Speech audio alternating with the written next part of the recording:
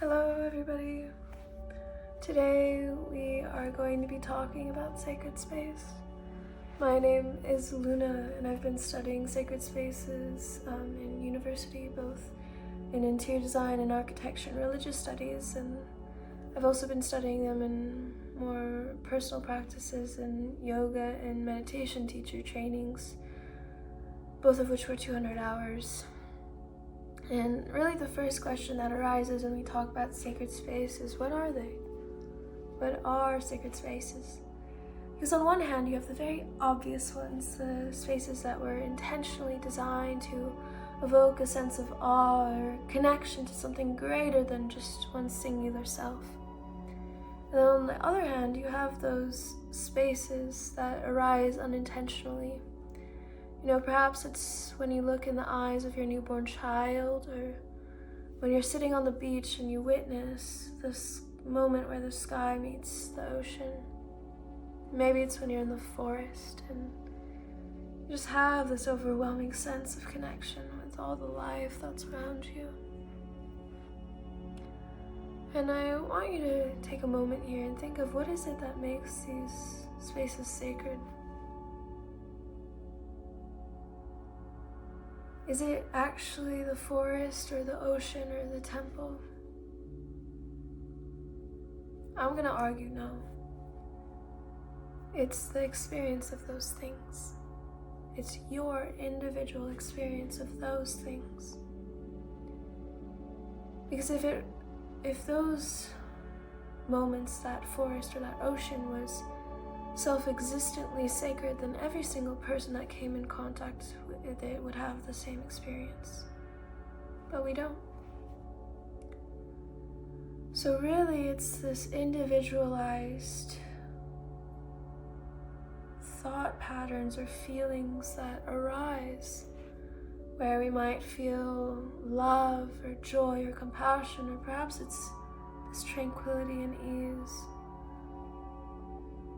But ultimately, it's a sense of connection. It's this beautiful sense of ease. And I'd like you to take a moment here to think of a moment in your life, perhaps a ritual, that you'd call your sacred space.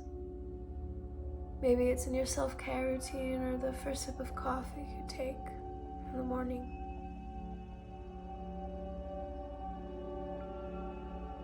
And as we call these instances to mind, I want you to ask yourself, where are these sacred spaces really? What's the thread that binds every example I gave, as well as your own, together? Because there's a commonality for all of them. And it's the fact that every single experience arises within the individual, within, not out here, within. But we have this impulse to wrongfully believe that the world, it's coming at us, when really the world's coming from us.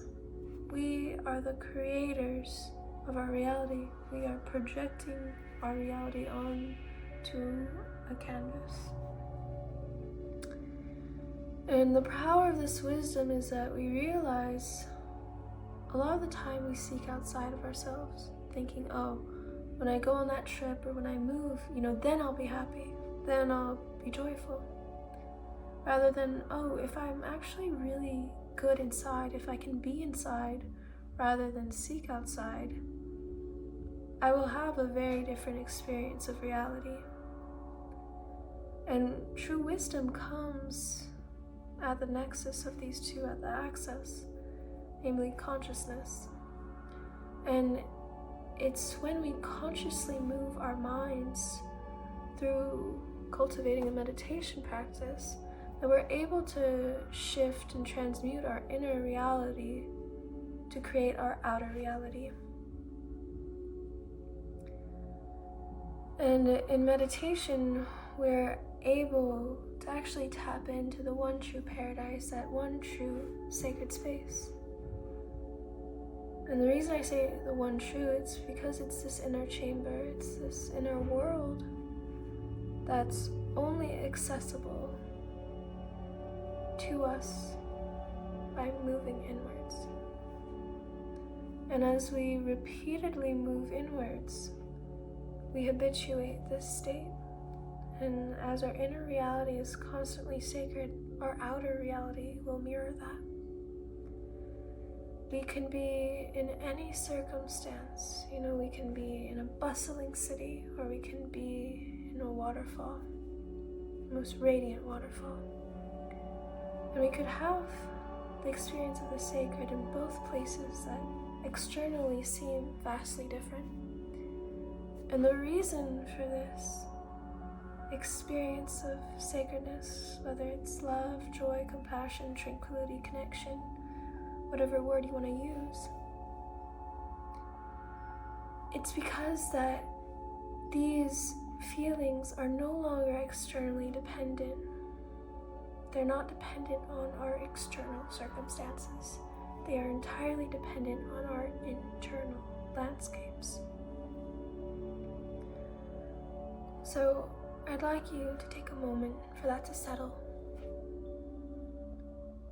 That sacredness, it can arise at any moment, at any time.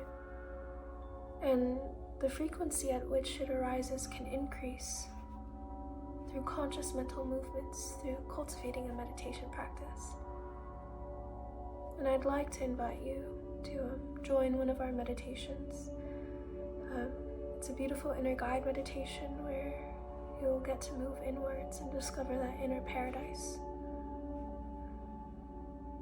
And as you continuously do that, you'll see how that shapes your outer reality.